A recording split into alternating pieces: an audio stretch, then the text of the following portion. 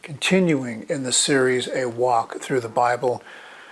Being in agony, he prayed more earnestly, and his sweat was, as it were, great drops of blood falling to the ground.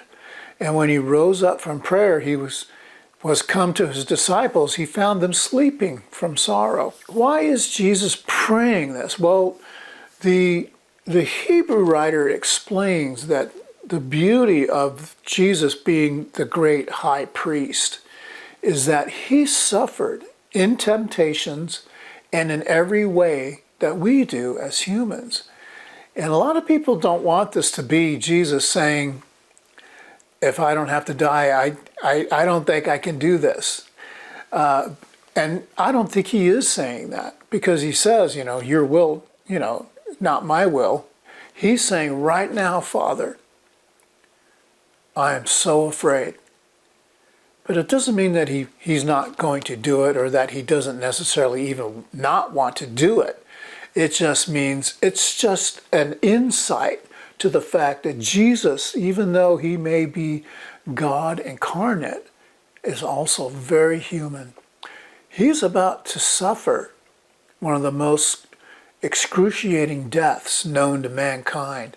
And going outside, Peter wept bitterly.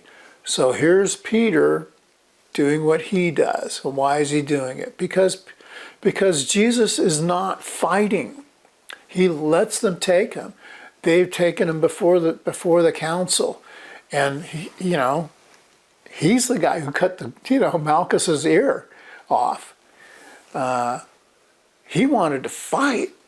He was ready, but it wasn't happening. And they all said, "Then are you the Son of God?" And he said to them, "You say it because I am."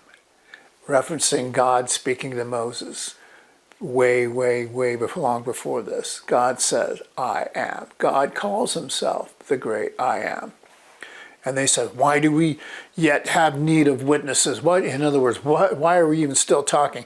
We heard ourselves from his mouth. In other words, why did they want him to say that? Because anybody making themselves up to be God, there's a penalty of death, and that's what they want. They just want to kill Jesus.